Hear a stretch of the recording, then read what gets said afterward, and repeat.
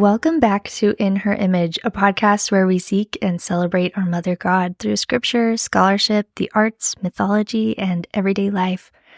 Today we have a guest who has recently released her first book of poetry. It's called Walk in Wisdom's Paths, Thoughts and Poems Written to Uphold Our Divine Mother by Marianne Paventy. Marianne is a lifelong seeker of truth. She has written poetry since she was a child, but this is the first time she has shared it with a wide audience.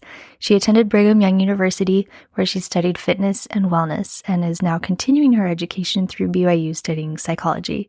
She is also in the process of certification with Jack Cornfield and Tara Brock in their mindfulness meditation teacher training program through Sounds True, the Awareness Training Institute, and the University of California at Berkeley's Greater Good Science Center.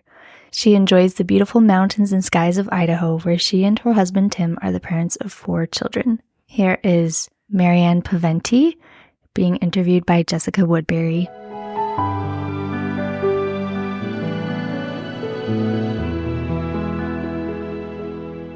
Welcome to the In Her Image podcast. This is Jessica Woodbury, and I am excited to talk with our guest today, Marianne Paventy. And Marianne reached out to us a little while ago and shared with us that she was publishing a book of poetry about our Heavenly Mother, our Divine Mother. And so she sent us a copy, and I was so excited to get it and read it. And I've been reading it over the last little while I was sick and dealing with COVID and everything. And it was just such a delight to read and to underline and to think about this conversation that we are able to have together today. And I know that Jess just kind of gave an introduction of Marianne, but Marianne, is there anything else that you would like to share with us about who you are before we get going in this conversation? That's a good question. She probably mentioned in my bio that I am in school right now for mindfulness and meditation. I'm in a teacher certification program. So, in lines with our conversation today, it's been interesting to me how I was kind of led to mindfulness and to the mother at the same time. And how those two have really gone together for me and really enriched each other. So wonderful. Maybe we'll have to ask you more about, as we kind of go through the poetry, how mindfulness and meditation has, if that's helped you to feel like you have gotten to know the mother more through that. Yes. Yeah. That we could have a whole conversation probably just on that. That's probably a good idea. We should probably have a podcast episode on that. Okay. So I will start then just by asking you a bit about your journey, how it began around the Divine Mother. How did this become awakened in you? Well, I have always, my whole life, I remember always thinking about her. Even as a young child, one of my poems is about the song, Oh My Father, and how I would just get so excited every time we would get to sing that song, just to be able to sing that one little line. It just always made me so happy. So that's really childhood. I always just had an awareness of her is maybe the best way to say it. I would say my family, my parents are they love to discuss doctrine and they love to discuss ideas. And, my mother especially she's a seeker. She's always, I remember growing up, she was always seeking and learning and so curious about everything. So I'm sure there were conversations about her. I honestly don't remember any specifics about that, but I just kind of always have had this awareness of her. That's beautiful. I love that you had the example of your mother seeking as well, like a woman who's just asking questions and curious and continuing to try to understand different things and discover answers and mysteries. Oh, yeah. Yeah, definitely. I mean, and I think growing up, I was always like bored, she would be talking about things and I would just be kind of, dazed and maybe not paying attention. But the overall idea of seeking, of learning and being curious and, kind of reaching and expanding was definitely something that was instilled in me from a young age.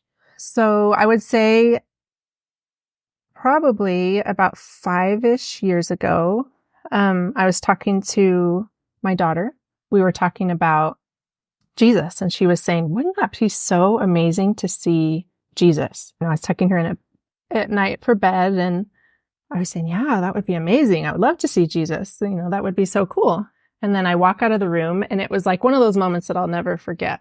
I was right outside her door, and I was thinking about this question about seeing Jesus. And in my mind, I was thinking, oh, I'd love to see Jesus, but who I really want to see is my mother. And it was just like this. It was like something in me just cracked open, and this just burning desire just kind of, I don't even have words for it, but just kind of awakened and bubbled up, and kind of this flame just kind of ignited inside of me. And like just this insatiable hunger to know my mother, just kind of, it's like something that had always been there, but it just, something opened, it cracked open, and it was just like, just enveloped me. Wow. So from that point, I did a bunch of study about her. And, I did classes. I went through the Gospel Topics essay, and then went through all the references to the Gospel Topics essay. And what classes? So if somebody were, like so the Gospel Topics essay and all those resources that are linked to it were really helpful to you. But, you also mentioned classes. So if somebody were like, what do you mean? There's classes about Heavenly Mother. Can you share what you were able to find? Yeah. And I'm sure you guys have had her on. Mandy Green's classes were really impactful for me. I actually had a friend who knew I was studying Heavenly Mother already. And she was saying, I just heard this podcast. And it was the one that Mandy did on Talking Scripture about Mary Magdalene, which is interesting because I've heard her say that so many people were introduced to her through that podcast. Like that was, I think, really important for a lot of people. And that was on Mary Magdalene. I got on her website, and I also had kind of this random prompting that kept coming back to study biblical Hebrew. Wow. Which was kind of like, where did that come from? So I did her Hebrew, beginning Hebrew, and I did her Finding Heavenly Mother in Scripture class and Mary Magdalene class, and the Egypt class on her website too, that's done by Jared Rubalcaba, but it's on her website. So the website, if I'm remembering right, Project Illumination. Okay. I don't know if we can give you you could maybe put up the link. Yeah. But she has a lot of really great classes on her website. So yeah, those were the classes that I did. Okay. So you took the classes, you were studying, and then what did that do for you? Do you feel like that actually really helped you to begin building a foundation? Or did you have to find that understanding and relationship a different way? Oh, it helped a ton. I mean, just realizing that there is so much of her. You just have to know where to look. Yeah. Without knowing those things, it's hard to see it. But then once you see it, you can't unsee it, right? So, and then it kind of frames everything. Yeah. So when I was talking with Marianne before this, we were kind of talking about like a lot of times we dive deeply into your story when it comes to your experiences with the feminine divine.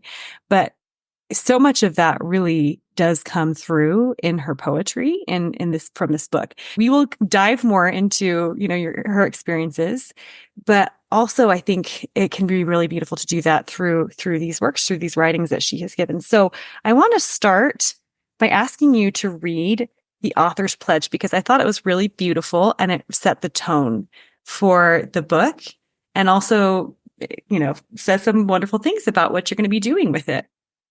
All right, author's pledge. These poems have felt like a gift.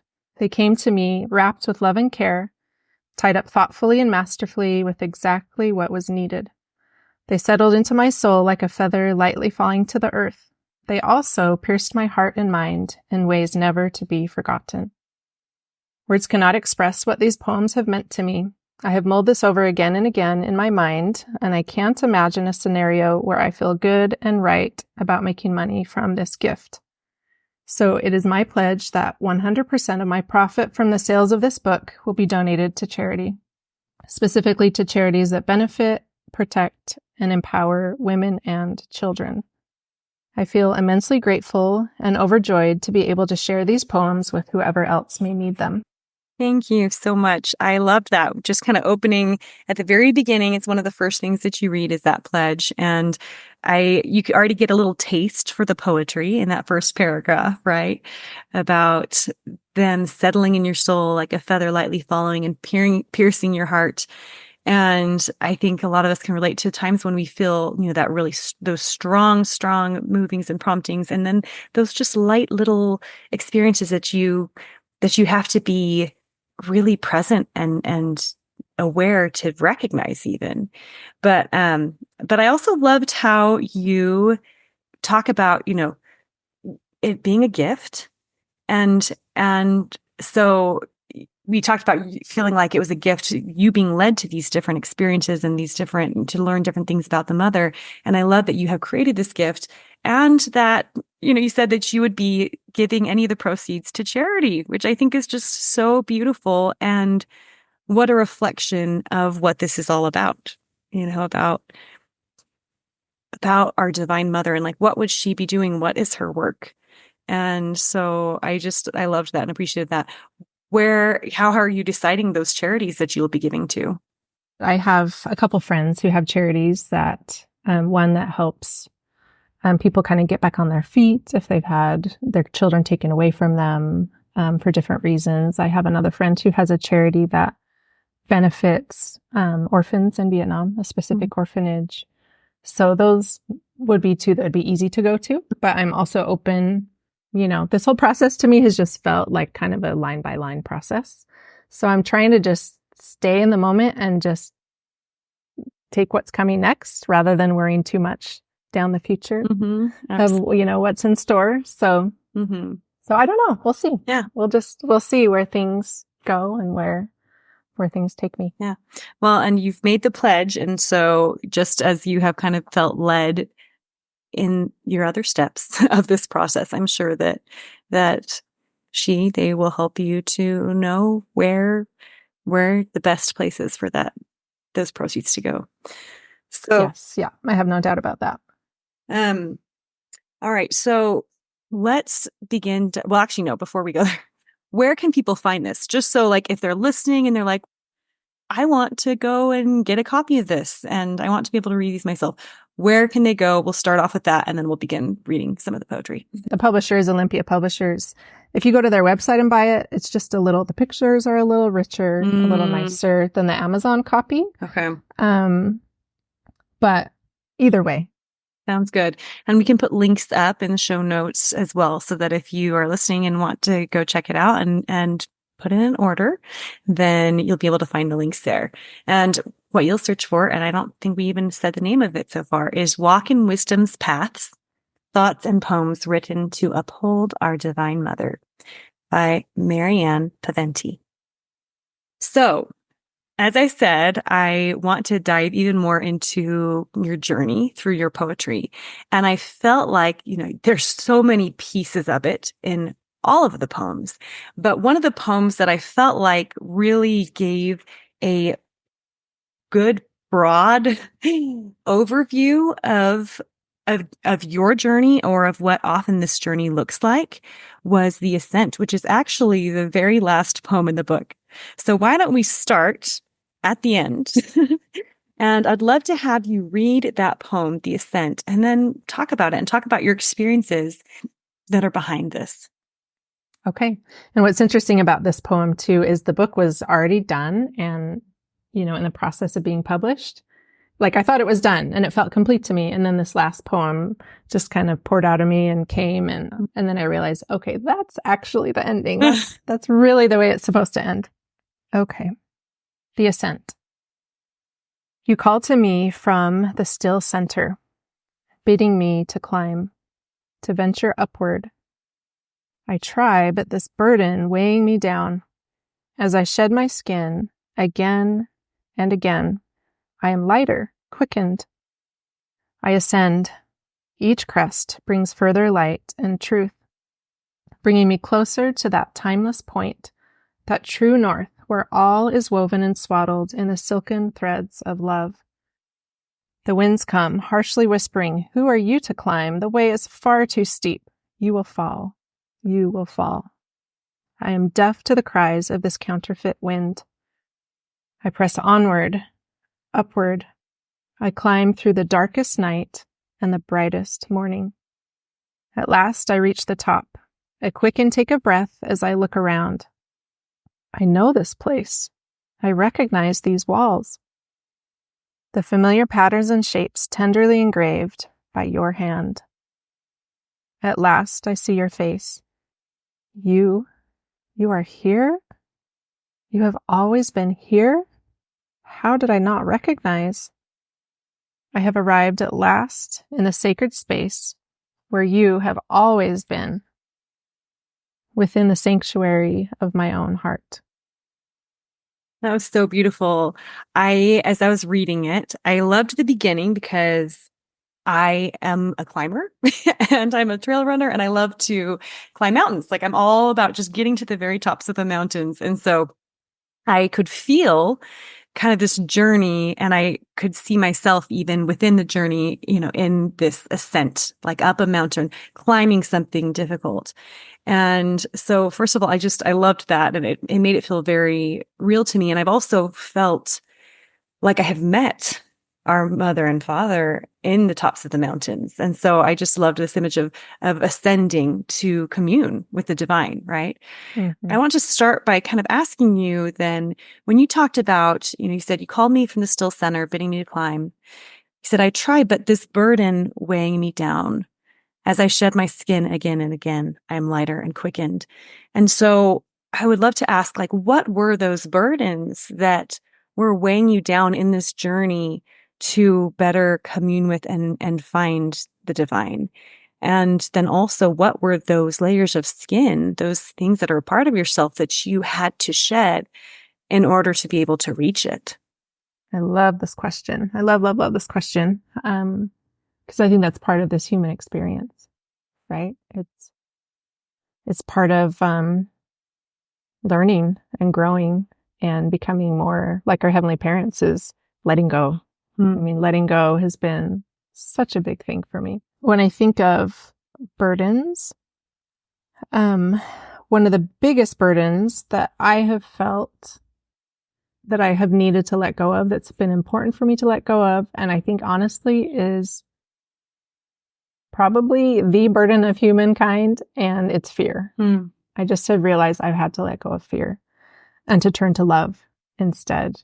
So in your question, talking about, the darkest night and the brightest morning, I really, through this process, I realized that the darkest night becomes the brightest morning if you allow it to be. There are these conflicting things that we can feel very torn between. So I've really kind of come to see this barometer between fear and love. And that's kind of been a guide for me of, pausing and thinking, okay, where am I acting right now? Am I acting out of fear? And if I am, okay, take a breath and feel my body. And can I instead try to come from a place of love and to act from a place of love? And that's a really common theme in this book of poetry as well, those kind of polarities of fear and love. And sometimes they're held up kind of next to each other in contrast. And sometimes you dive more deeply into fear or ones that are of love. So yeah, what were the things what were those fears for you that were the greatest burdens? I think fear of other people's judgments. Yeah. Fear of not meeting your potential, not becoming who I felt like I needed to be.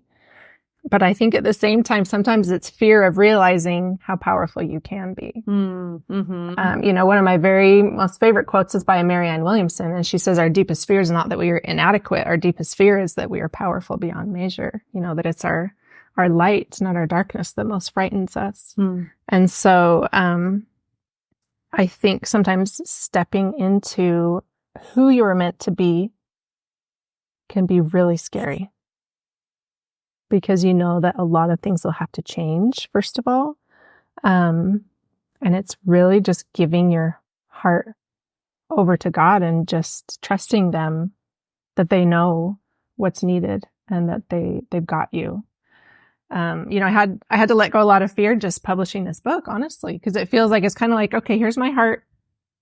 Do what you will with it, Please don't judge it. Love it. People Love will. my heart. People will, sure. Right? Yeah. And so that's been something I've just had to let go of. Totally. And I've realized that I can just offer. All I can do is offer. And then I just need to let go of the rest. Yeah. And I really believe that's what our mother does, is she offers and she's reaching out. I mean, the father too. They offer, but they also respect our agency. And they also allow us to be where we are. So that's been a big part of this journey, is offering and then letting go of the result. Yeah. So that's been a really big thing that I've had to kind of let go of. I really feel like when we act out of fear, a lot of times we make what happened the thing that we're most afraid of. I call it the Kung Fu Panda syndrome. Like, if you've seen Kung Fu Panda, you know that Master Shifu is so terrified he hears Tai Lung is going to escape. And so he sends his assistant. He's like the goose guy. I don't know his name. He's like a duck or a goose. And he flies to the prison to make sure that Tai Lung is not going to escape. And he, gives the order to double the guards and, make sure this prisoner doesn't escape. But a feather falls from him, and Tai Lung grabs that feather, and he uses that feather to escape. So I think once you start looking for this, you see it everywhere, that when we act out of fear, the very thing we're afraid of oftentimes will happen. Yeah. So it's just been really important to me to recognize where my heart is and to come from a place of love instead of fear. Yeah, that's a beautiful reminder. I feel like one of the ones for me that I have to get past at times, that I notice myself more easily falling into, is that fear of, like those people may be judging me or what I'm doing and thinking that what I'm doing is wrong, right? But then if you approach those relationships in this defensive way, then it inhibits the ability to have closeness and understanding. And like you're saying, it can make it more likely that people can't understand you and what you're doing because you are coming from a place of defensiveness. And so I love that. And just that's something that I often remind myself of, is just how can I come and approach those relationships where maybe sometimes the relationships where I legitimately have been judged, right? But how can I still approach those relationships from a place of love? And it's not always easy because it's so much easier to go back into the fear, but it's only through letting go of that fear and approaching it through love that, again, like you're saying, it's less likely that your fears will come to pass, and they still might, but at least your heart will be in a better place and you will be coming from a better and more whole place and lighter place, having let go of that burden that you talked about from your poem.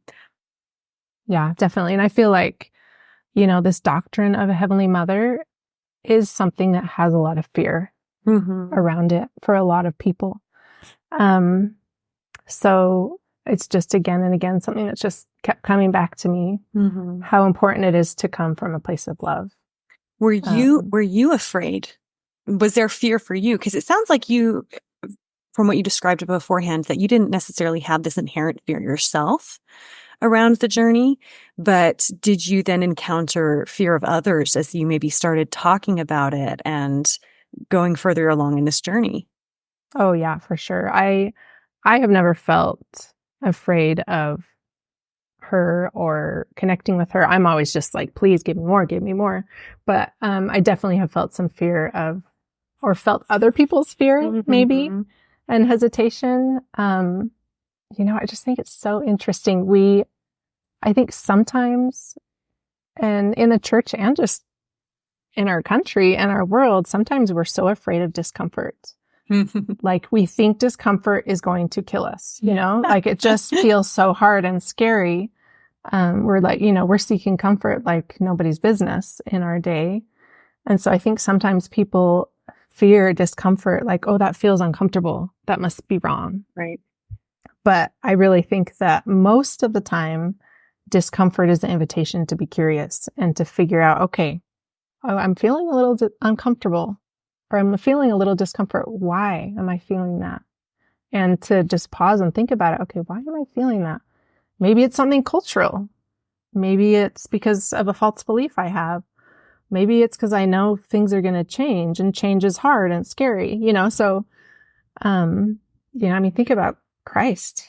He made a lot of people really uncomfortable. Yeah, totally. His teachings were very uncomfortable. Again, I just go back to how important it is to come from a place of love and to really check in with yourself and with your heart. Okay, I just felt uncomfortable with something, whether it's a doctrine or, whatever it may be. Okay, settle into your heart. Why am I feeling that? Where is that coming from? Do I maybe have some cultural constructs or false beliefs that are making me uncomfortable? Are those really true? Yeah. Is that something I need to hold on to? Or is that something I can let go of, So, yes, I have definitely encountered other people's fear and still continue to. And I just know that's part of the process. Yeah. So I'm trying to learn from it, and always try to come from a place of love. Mm-hmm. That's beautiful. And I think it's so important what you're talking about of when you experience discomfort, always seeing it as an invitation, always seeing it as an invitation to look more deeply and figure out where that's coming from. Because like you're saying, I think so often as we want to avoid discomfort, we want to quickly just say, oh, that must be God telling me that I shouldn't do whatever it is, or that, yeah, maybe it's wrong or whatever. But sometimes that could be true. Maybe sometimes we are getting a feeling to avoid something that it's not good for us to, engage in a certain relationship or whatever it may be. But we can't just jump to that assumption. We need to be able to take that time to sit with it, to be mindful and curious, as you said, to really learn and discover what it's trying to teach us. Right. Yeah. Yeah. So I have a poem about fear and a poem about love. So I'd say that's been one of the biggest, dark nights that have hopefully, and I'm keep trying to help it turn into a bright morning, because it's something that's continuous. I don't know that you ever arrive and you never feel fear again, right? I think it's part of this mortal experience and something that will be ongoing. But the practice of turning to love again and again has been really, really important for me. Mm-hmm. Thank you. So when you talked about the questioning voices, those questions that were asking things like, who are you to climb? The way is far too steep. You will fall. Did you feel those coming from within yourself at all? Or were they all mostly external, kind of like that fear that you expressed that others were expressing? Oh, I would say both.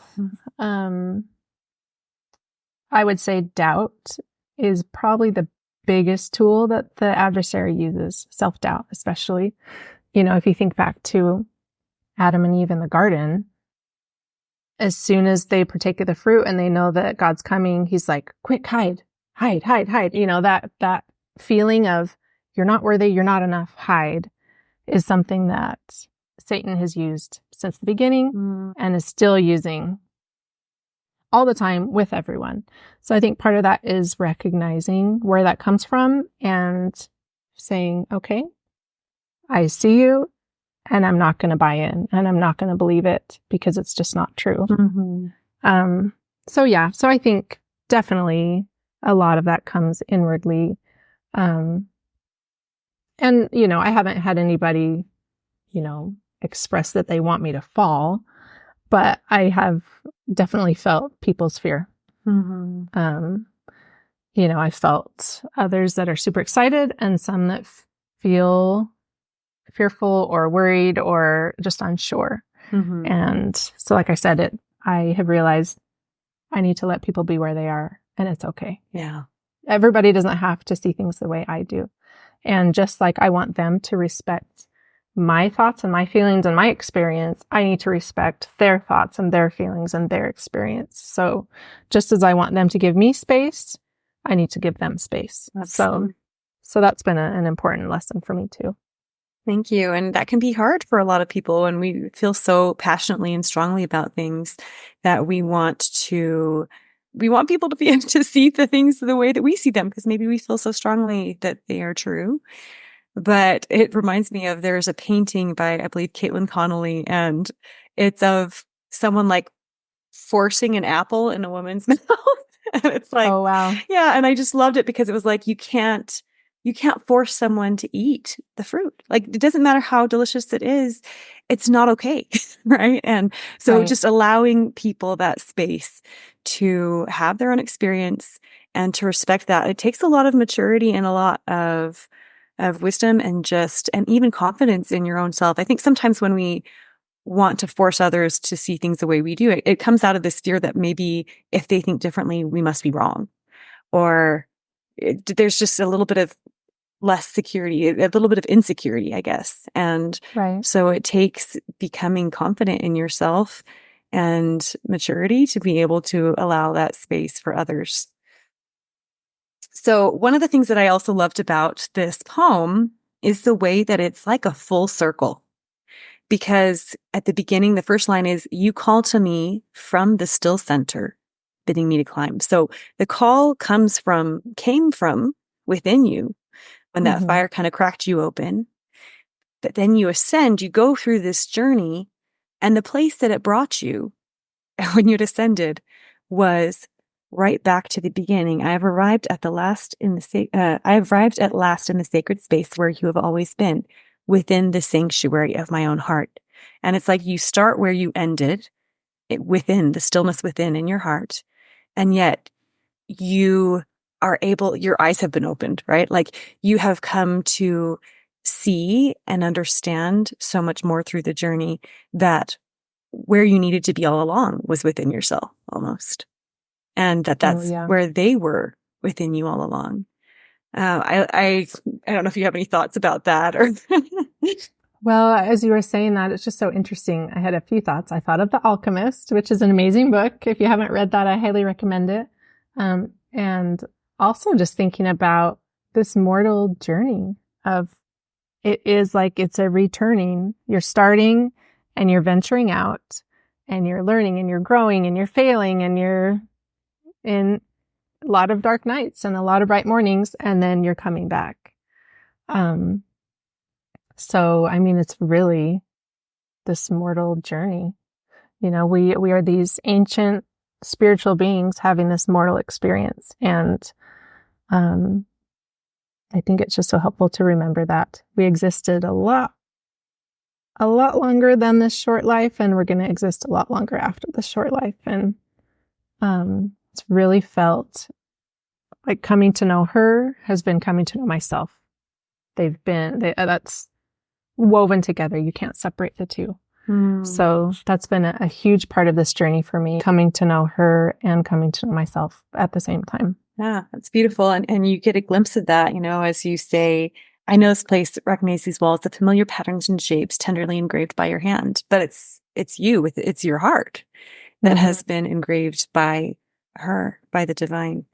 And I also loved, as you talk about the sanctuary of your own heart, because it makes me think about like how we see temples as a sanctuary, and yet that our hearts are sanctuaries of God, that we are temples of God. And I remember after an experience of communion for me with my father and mother, and it was actually on a mountaintop after I'd ascended, but I had that same thought, and I wrote about how my body and soul are a temple, and I am a moving tabernacle in which they dwell. And that you can have that sanctuary with you all of the time as you walk throughout life, because it is within you. And so I just thought it was beautiful how you, in that poem, illustrate that. Oh, well, thank you. And I think that's kind of where mindfulness and meditation have come in too, because that's one of the biggest benefits, I believe, of meditation, is coming to know this safe, sacred home that's within you. Yeah. It's, finding and creating this sacred space that's always there, always available, anytime, wherever you are. And that, like I said, that's yourself and that's God. It's both. It's not an either or, it's a yes and type of situation. Right. It's both.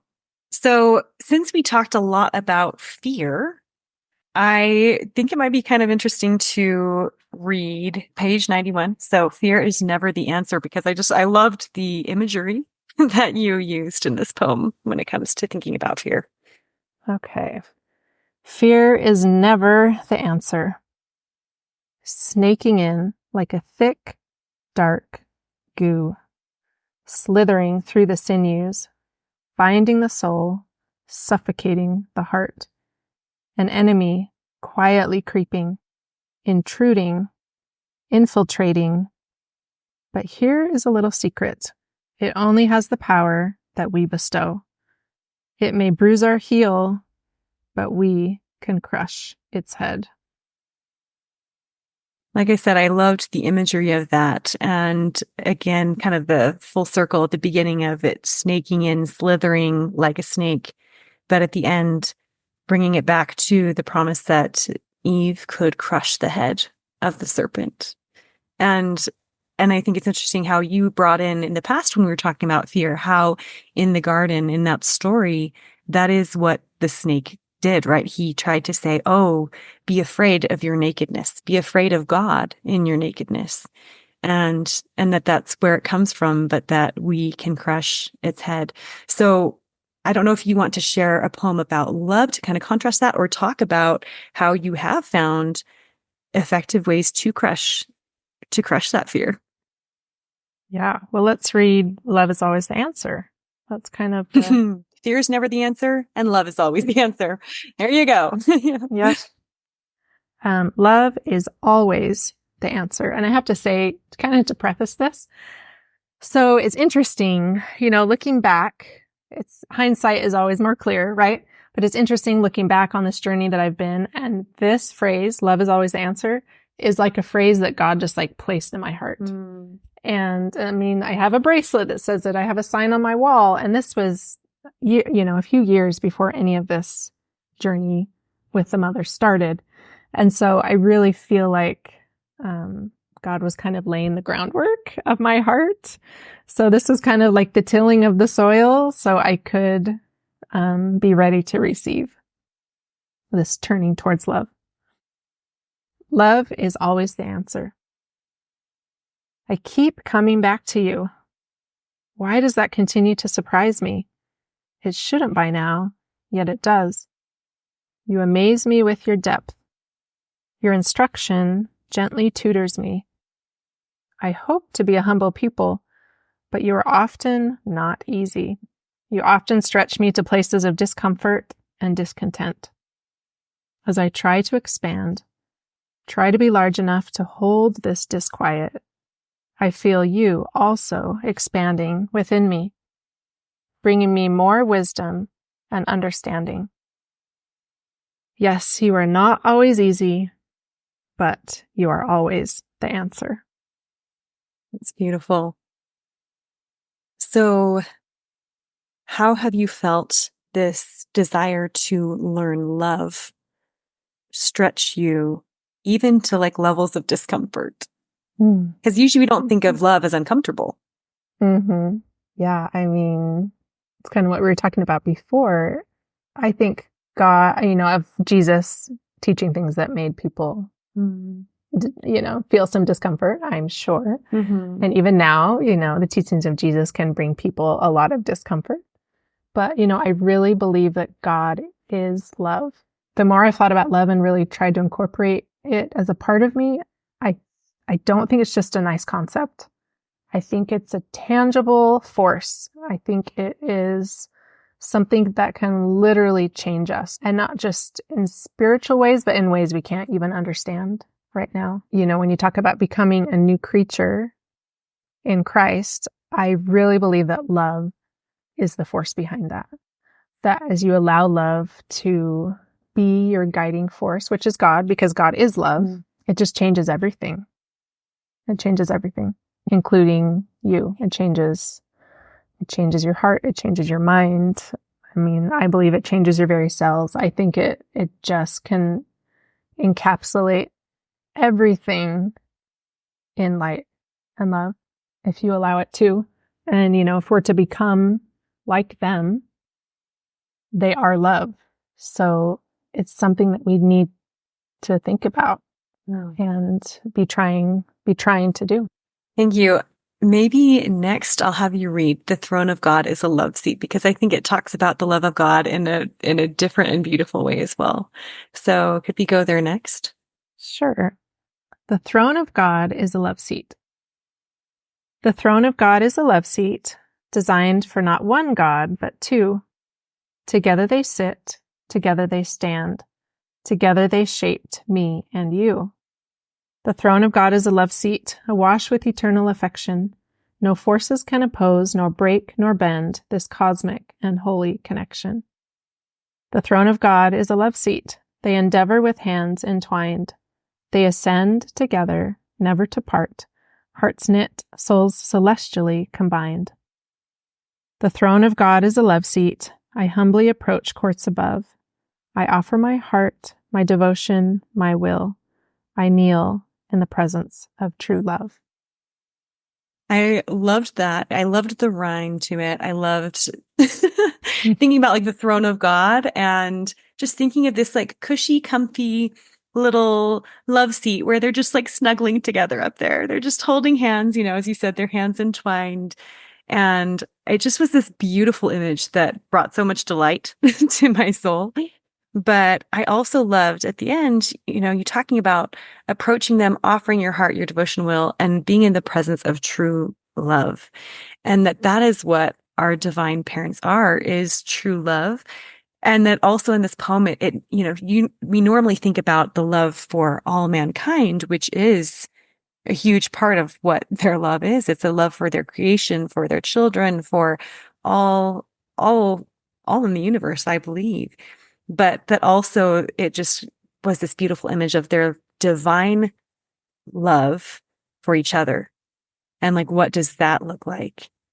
And so as you've been going on this journey of coming to know the mother, has it impacted your relationships and even your relationship with your partner, and kind of seeing this vision of the unity and partnership of our mother and father God?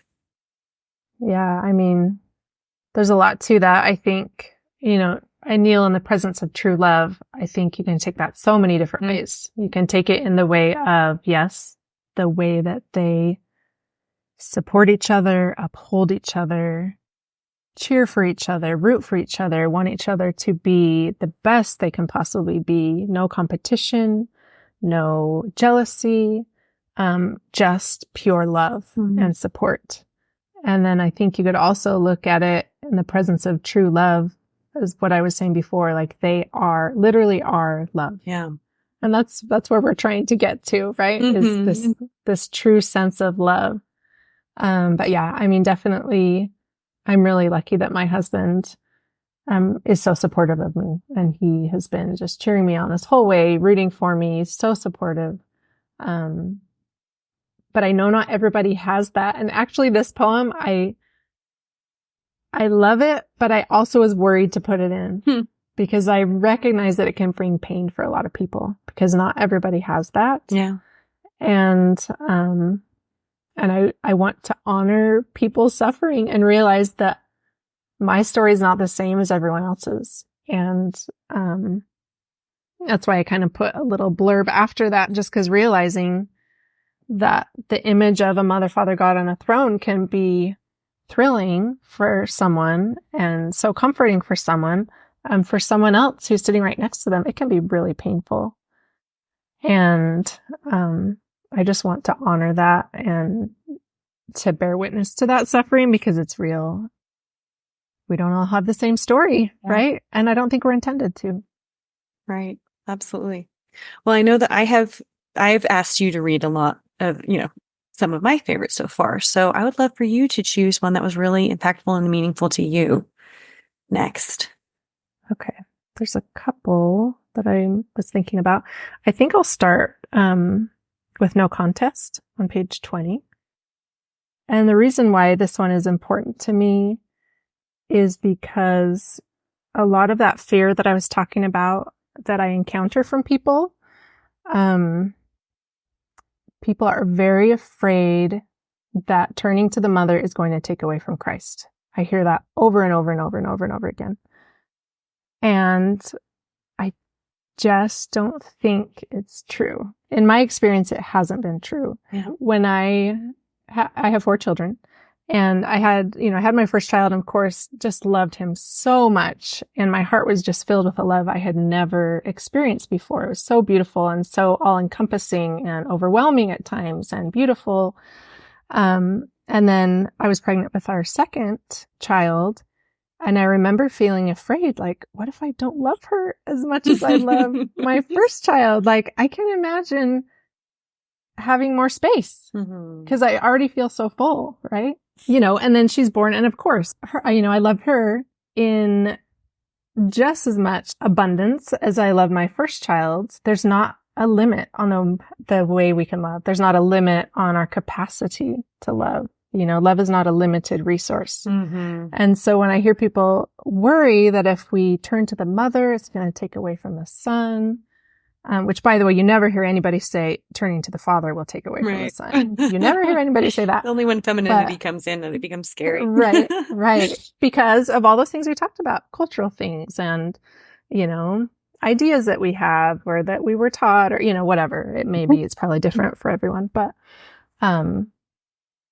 I just think it's so important to recognize that they are not in competition with each other. And there's zero reason that we need to make them in competition with each other. There is plenty of room in our devotion, in our worship, in our love, in our hearts, and our souls for all of them. And to me, it's needed. I was talking to someone the other day and I was saying, when you talk about, so you have a wonderful family, and imagine if anytime your children talked about your family, they just talked about you as the father.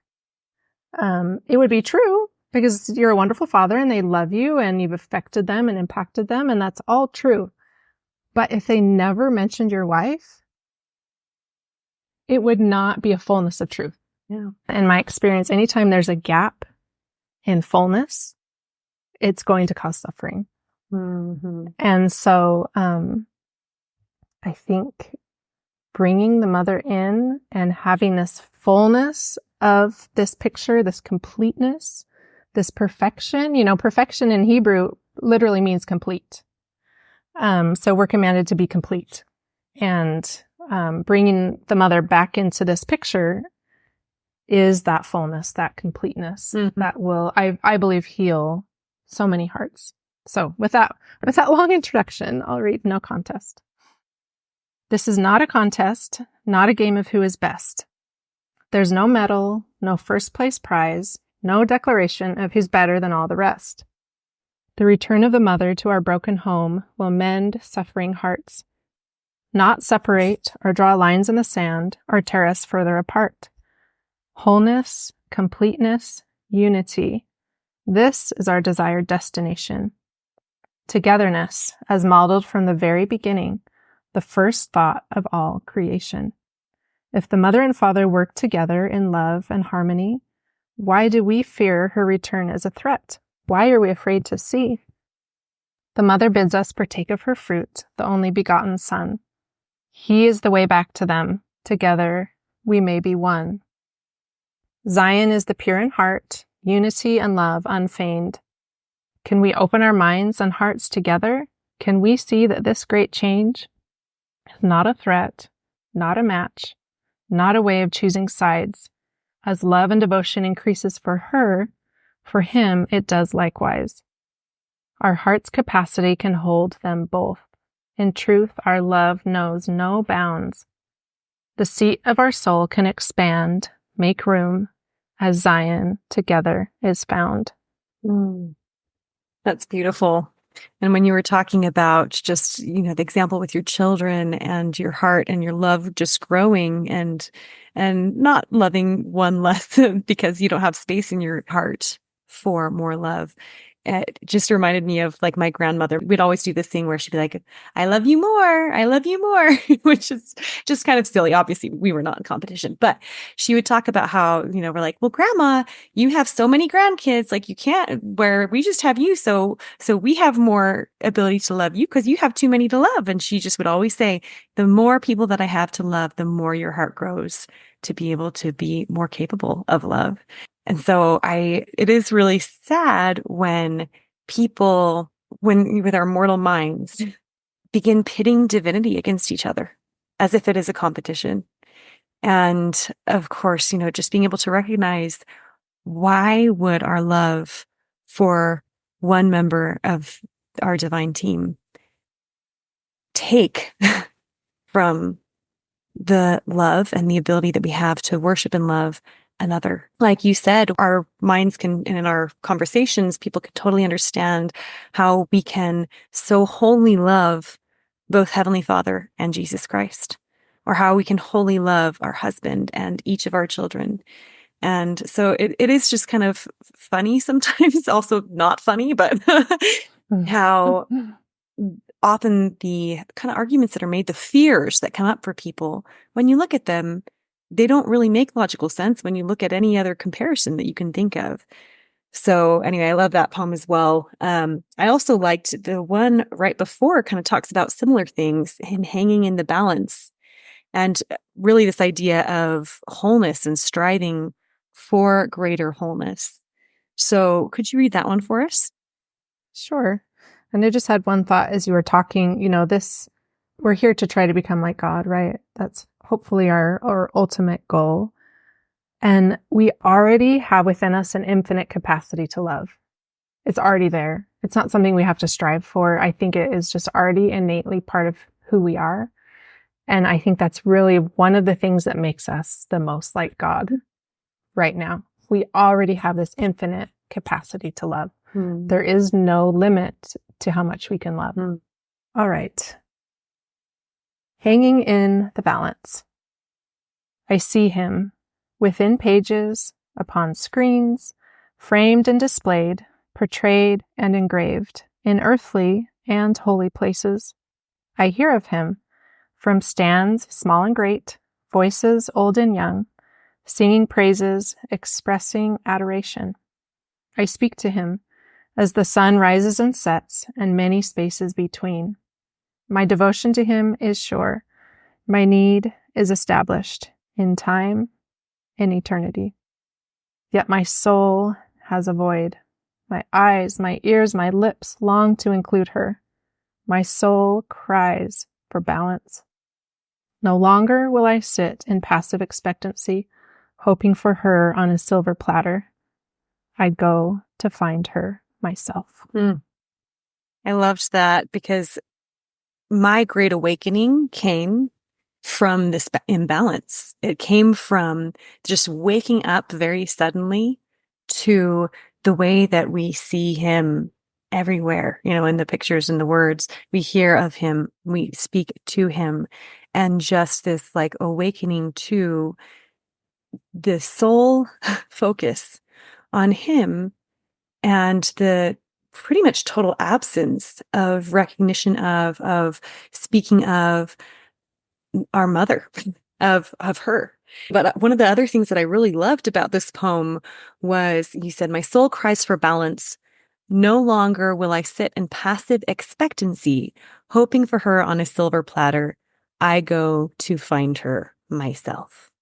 And I feel like that was partly what I even had to grapple with at the beginning of my journey a dozen years ago, was when I realized that I felt like I knew that I had a mother there, but I didn't know her. My first instinct was to wonder, why had they not told me more about her, right? To want someone else to tell me about her. And from the top, to give me the answers that I wanted and needed. And to the extent that, at the beginning, again, 10 to 12 years ago, I began writing a letter to the leaders of the church, asking and expressing why I felt it was so important, and just asking them to possibly share more, to speak of her more, to share more, if they, to pray, to understand more. And it's interesting how then, as I went through my journey, I realized that it was important for me to go find her myself, that I didn't need to wait for someone else to give me the answers, to introduce me to her, but that just as with any of us with our own mothers, we have the ability to have our own relationship and to learn ourselves. And so I thought that was so beautiful. And and important for us to all recognize that we have that power. We have the ability to learn. We don't need to sit in that passive expectancy, hoping, but we can go and we can find. Yeah. Yeah. And for me, a big part of it has been not even finding, but just seeing, like realizing that she is everywhere. Right. So for me, it hasn't been like, okay, she's been absent right for 35 years and then I found her and now she's a part of my life. It's been more like, oh, wow, she's been here the whole time. I just wasn't seeing it. There's a really great quote by Anthony DeMello, who's a great mindfulness guy. And he says that telling somebody where God is like telling a little fish in a big ocean where the water is. It's like she's everywhere. And part of this journey has just been opening my eyes to that fact and just having eyes to see and just seeing her and being like, wow, she really has been here the whole time. Yes. And will continue to be. And that just shows you what her love is like. Her love, I really feel like there is this movement of so many people feeling her. When you talk about Heavenly Mother, it's almost like, okay, now you're a safe place. So people will come and talk to you about their experiences and their feelings. So that has happened with me. And, this is not because Heavenly Mother needs recognition or because she's like, okay, now it's my turn. It is that part of us being ready for what's coming is we need to open our hearts and minds to a fullness of truth. And she is a part of that that is necessary and crucial. And whether we see her or not, she has always been there and will always be there. Yeah. So it's up to us to open our eyes to it. 100%. So I want for you to choose one more of your favorite poems from this that's meaningful about your experiences with the Divine Mother. All right. This is Restoration. Seeking brings newness, or is it renewal? Am I learning for the first time, or is it more of a remembrance? A rebirth, a revival, a restoration. She invites us to pause, to breathe, to remember. Remember ourselves. Remember her. Ah, yes, there you are. I thought I knew you. Thank you. I love the pause that you took there and just that reminder of the importance to pause, to breathe, and how as we seek her, things that may seem new can actually be renewals. It's a remembering like you talked about. Thank you so much for your poetry. Thank you for bearing witness of just this beautiful knowledge that we have of our mother. And is there anything else that you would like to share before we end? I'm just really grateful. I just feel so grateful to be a part of this. I feel so grateful to be able to uphold her in my small way. Before, we talked about waiting for this external change to happen. And I just really feel that hearts need to be prepared. Just like so many changes that have come in society, in the church, in the world, in order for changes to really take hold when they come, hearts need to be prepared. And so, I just feel like that's what we're doing. That, talking about her, this podcast that you guys have that's so wonderful. This work is preparing hearts, our own hearts, other people's hearts, whoever has the desire to open their minds and hearts to her. So I just feel really grateful to be a part of it and have my eyes and ears and mind and heart and soul opened to her, because She makes everything more beautiful and more holy and more special. And I just feel so grateful for a deeper sense of balance in my life. Thank you. And how has she changed you? I mean, how hasn't she changed me? She's changed me. Everything. I would joke to my husband, like, I feel so much more comfortable in my skin. I feel so much better about the path I'm on and feel divinely guided. I would joke to my husband that I need to make this t-shirt that says I'm with her with the arrow pointing up. I love that. Oh, that's a great idea. Because I just feel, just everything in my life just feels better with this sense of balance and this sense of fullness and a sense of completeness. And as I've been thinking about that more, really the t-shirt needs to have an arrow pointing to my heart because I'm with her and she's in here. Yeah.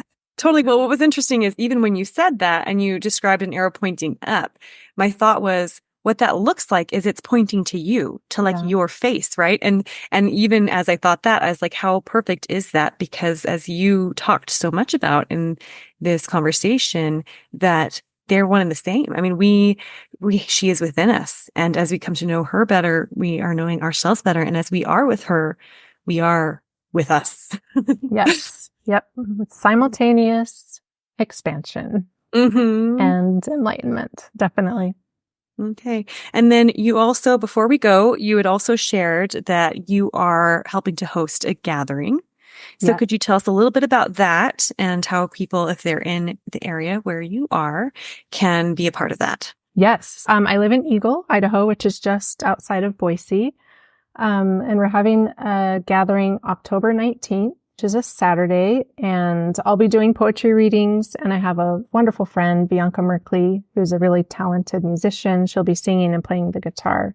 And then we have some wonderful speakers coming. We have Mandy Green coming. MacArthur Krishna is coming. Megan Farner from the Latter-day Disciples podcast is coming. And then Dave Butler, his pen name is D. John Butler is what his books say. But he is really brilliant and wonderful too. So it will just be a day of good food and really enlightening conversation and music and poetry. And I would just love to see as many people there as we can fit. We are charging for it, but I am donating all the proceeds to that charity that I mentioned that my friend has that is called Dream for Tomorrow. There's a specific orphanage in Vietnam that I've actually been to that's run by a female Buddhist monk who is amazing. All the money will go to feeding, housing, educating these children in this orphanage. So that's beautiful. So basically for a $25 donation, that will go towards helping the children of God who are in great need. Yep. You will also be able to go and be a part of this gathering, this celebration. So we will share the link for that as well on the show notes if anyone is in the area. I wish I were in that area. That sounds amazing. I know, right? I will also be out of town with my family somewhere else during that time. But anyway, that sounds wonderful and beautiful. So go check that out as well. Thank you so much, Marianne, for joining us. Thank you for sharing your poetry. Anyone who's listening, feel free to go out and order that book. Thank you so much. I've really enjoyed this conversation and your beautiful poetry. Oh, thank you. I just really appreciate all that you guys are doing and the wonderful spirit that you bring with you. So thank you. Thank you for listening. If you enjoyed this episode, feel free to share it. And if you haven't yet, please leave us a review. If you'd like to support the podcast monetarily, you can make a monthly donation at anchor.fm/inherimage. We hope you'll tune in next Sunday for another inspiring episode.